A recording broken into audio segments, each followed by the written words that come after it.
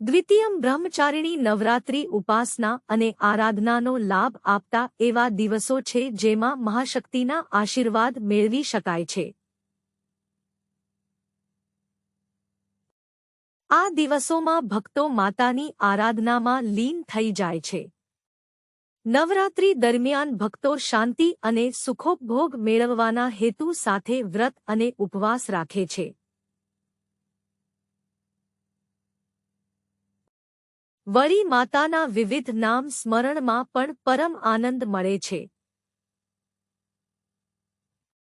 આજે બીજા નોરતે માતા નવદુર્ગાના દ્વિતીય સ્વરૂપ બ્રહ્મચારિણીની ઉપાસના કરવામાં આવે છે. નવરાત્રિના બીજા દિવસે સાધકનું મન સ્વાધિષ્ઠાન ચક્રમાં સ્થિત હોય છે. આ ચક્રમાં અવસ્થિત યોગી તેમની કૃપા અને ભક્તિ મેળવે છે. માતા બ્રહ્મચારિણીના દૈવીય સ્મરણ માટે આ મંત્રનો જાપ કરવામાં આવે છે.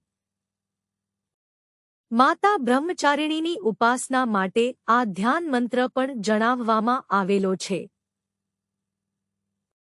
શંકર પ્રિયા ત્વમ હિ ભુક્તિ મુક્તિ દાયિની શાંતિદા માંદા બ્રહ્મચારિણી પ્રણમામ્યહમ.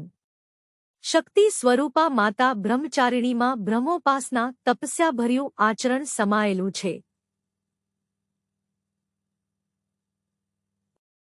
બ્રહ્મચારિણી દેવીનું સ્વરૂપ પૂર્ણ જ્યોતિર્મય અને ભવ્યતા ધરાવે છે.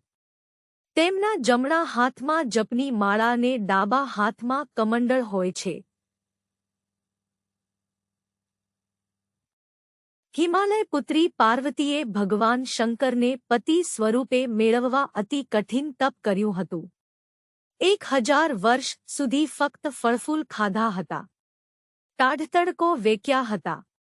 આવા અતિશય તપના કારણે બ્રહ્માજીએ પ્રસન્ન થઈ વરદાન આપ્યું હતું કે દેવી તમને ભગવાન શંકર પતિના રૂપમાં ચોક્કસ મળશે.